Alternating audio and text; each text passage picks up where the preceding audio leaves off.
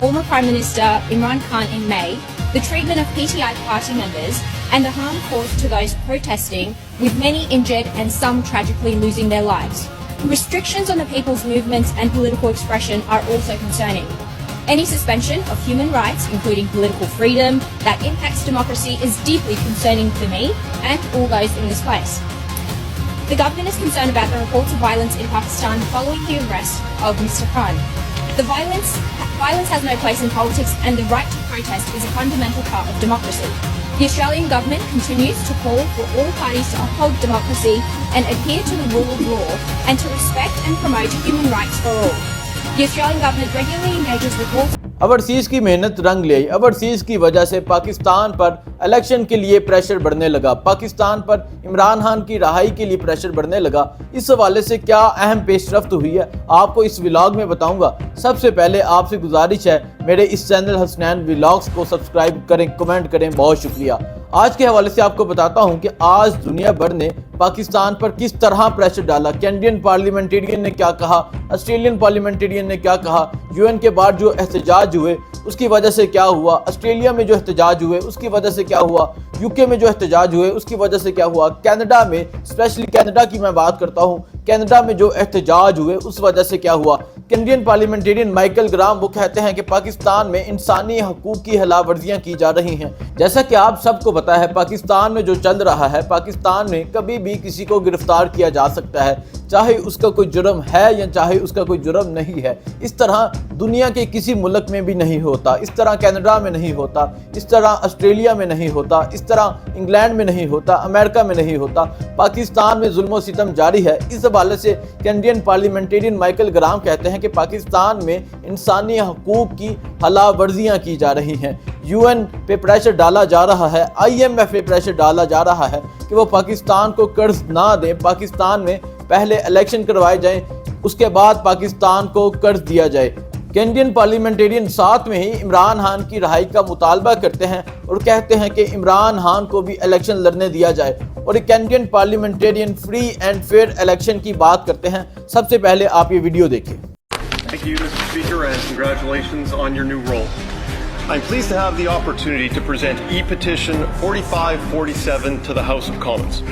This petition was initiated by Regina resident Kurram and has been signed by residents across the country.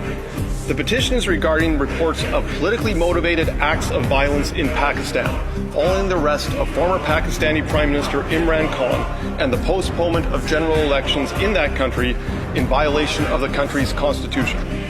The petition calls on the House of Commons Standing Committee on Foreign Affairs and International Development to explore the feasibility of imposing Magnitsky sanctions on members of the Pakistani military responsible for the violence. The petition also calls on the government to pressure the International Monetary Fund to make any loans to the Pakistani regime conditional on hosting free and fair elections. Mr. Speaker, I'm pleased to have the opportunity to present these petitions here today in the House of Commons. آپ نے یہ video دیکھی, آپ نے دیکھا کہ Canadian parliamentarian کہہ رہے ہیں پاکستان میں جو انسانی حقوق کی خلاف ورزیاں کی جا رہی ہیں وہ ختم ہو. کینیڈین پارلیمنٹیرین پاکستان میں فری اینڈ فیئر الیکشن کی بات کر رہے ہیں. انڈین پارلیمنٹیرین پاکستان میں عمران خان کی رہائی کی بات کر رہے ہیں, اور جو اس کے علاوہ دوسری باتیں کی وہ بھی آپ نے اس ویڈیو میں سنی. بات کرتے ہیں آسٹریلین پارلیمنٹ جو ہے وہاں بھی انسانی حقوق کی خلاف ورزیاں جو کی جا رہی ہیں اس حوالے سے بات ہوئی, فری اینڈ فیئر الیکشن کی بات ہوئی. اب آئی ایم ایف پر پریشر ڈالا جا رہا ہے کہ پاکستان میں وہ الیکشن کروائیں, اور یہ بھی کہا جا رہا ہے وہ وفد جو پاکستان پہنچا تھا جس نے گارنٹی دی تھی آئی ایم ایف کو پاکستان کو قرضہ دینے کے لیے, جس پر عمران خان نے دستخط کیے تھے اور عمران خان کی بھی گارنٹی مانگی گئی تھی, وہ وفد پاکستان آ رہا ہے اور پاکستان آ کر وہ الیکشن کا مطالبہ کرے گا. ایک طرف آسٹریلیا کی پارلیمنٹ پریشر ڈال رہی ہے, دوسری طرف کینیڈا کی پارلیمنٹ پریشر ڈال رہی ہے. آپ کو پتہ جو کینیڈا میں جو حالات ہیں اس وقت, کینیڈا نے بھارت پر جو پابندیاں لگائی ہیں, بھارت کے 25,000 ویزا جو ہیں وہ کینسل کر دیے گئے, اور یہ کہا گیا اب بھارتیوں کو کینیڈا آنے کی اجازت نہیں ہے. اسی حوالے سے کینیڈا کی پارلیمنٹ میں یہ بات کی گئی اور یہ کہا گیا کہ پاکستان پر بھی پابندی لگ سکتی ہے اگر پاکستان کے حالات ٹھیک نہ ہوئے, اگر پاکستان میں فری اینڈ فیئر الیکشن نہ ہوئے, اگر پاکستان میں جمہوریت کی بحالی نہ ہوئی, اب یقیناً پاکستانی اداروں پر پریشر پڑ رہا ہے، اب یقیناً پاکستانی حکومت پر صحیح پریشر پڑ رہا ہے، جس وجہ سے پاکستانی حکومت کو پاکستانی اداروں کو الیکشن کروانے پڑیں گے۔ ایک طرف IMF کا وہ وفد جس نے یہ گارنٹی دی تھی کہ پاکستان کو قرض دیا جائے اور یہ مطالبہ کیا تھا کہ پاکستان میں جلد فری اینڈ فیئر الیکشن کروائے جائیں، وہ بھی دوبارہ سے پاکستان آ رہا ہے اور آ کر پاکستانی اداروں پر، پاکستانی حکومت پر پریشر ڈالے گا کہ فری اینڈ فیئر الیکشن جلدی سے جلدی کروائے جائیں۔ اگر یہ پریشر کامیاب ہو جاتا ہے تو پاکستان میں جلد فری اینڈ فیئر الیکشن ہوں گے، جو ہوتے ہوئے نظر نہیں آ رہے۔ آپ کو پتہ ہے کہ آئینی طور پر 3 ماہ میں الیکشن کروانا ضروری ہوتے ہیں، لیکن یہ جو حکومت ہے، ایک طرف کشمیر کے کیا حالات ہیں، پاکستان کے کیا حالات ہیں، ایک طرف کشمیر کے وزیر اعظم انوار الحق سوئے ہوئے ہیں، انہیں پتہ ہی نہیں کہ کشمیر کے کیا حالات ہیں، کشمیر میں کیا چل رہا ہے، اور دوسری طرف پاکستان کے جو وزیر اعظم ہیں انوار الحق کاکڑ صاحب، وہ بھی سوئے ہوئے ہیں، ان کو بھی نہیں پتہ کہ ان کی ذمہ داری کیا تھی، انہوں نے کیا کرنا ہے کیا نہیں کرنا۔ وہ اس ملک کے وزیر اعظم ہیں اور اس ملک میں جو چل رہا ہے، ملک میں قانون کی خلاف ورزیاں کی جا رہی ہیں، ملک میں انسانی حقوق کی خلاف ورزیاں کی جا رہی ہیں، ملک میں لوگوں پر ظلم و ستم کیا جا رہا ہے۔ اوورسیز پاکستانیوں نے جو احتجاج کیا تھا، ایک بڑی تعداد میں احتجاج کیا تھا اور روزانہ احتجاج کے لیے پہنچ جاتے تھے، روزانہ عمران خان کی رہائی کا مطالبہ کرتے تھے۔ آج اوورسیز پاکستانیوں کی وجہ سے دنیا پاکستان پر پریشر ڈال رہی ہے اور اس پریشر کی وجہ سے امید ہے جلد سے جلد الیکشن ہوں گے اور پاکستانی قوم اپنا نمائندہ چنے گی اور پاکستانی قوم اپنا وزیر اعظم چنے گی اور پاکستانی قوم جس کو چاہے گی وزیر اعظم بنائے گی، اور آپ سمجھتے ہیں کہ پاکستانی قوم کس کو چاہتی ہے۔ اب بات کرتے ہیں شیر رشید کی گرفتاری کے حوالے سے۔ شیر رشید صاحب کو گرفتار کیا گیا، آج تقریباً 20 دن گزر گئے ہیں۔ آج شیر رشید کے جو بھتیجے ہیں، شیر راشد شفیق صاحب جو راول پنڈی سے MNA تھے، وہ کہتے ہیں کہ میں اللہ کو گواہ بنا کر کہتا ہوں کہ ہمیں نہیں پتا شیر رشید کہاں پر ہیں، کس حال میں ہیں۔ وہ کہتے ہیں شیر رشید کئی دفعہ پاکستان کے پارلیمنٹیرین رہے، ان کے ساتھ ایسا سلوک کیوں کیا جا رہا ہے، انہوں نے کون سا ایسا کام کیا ہے، انہوں نے کون سا ایسا اقدام اٹھایا ہے جس وجہ سے آج انہیں لاپتہ کیا گیا۔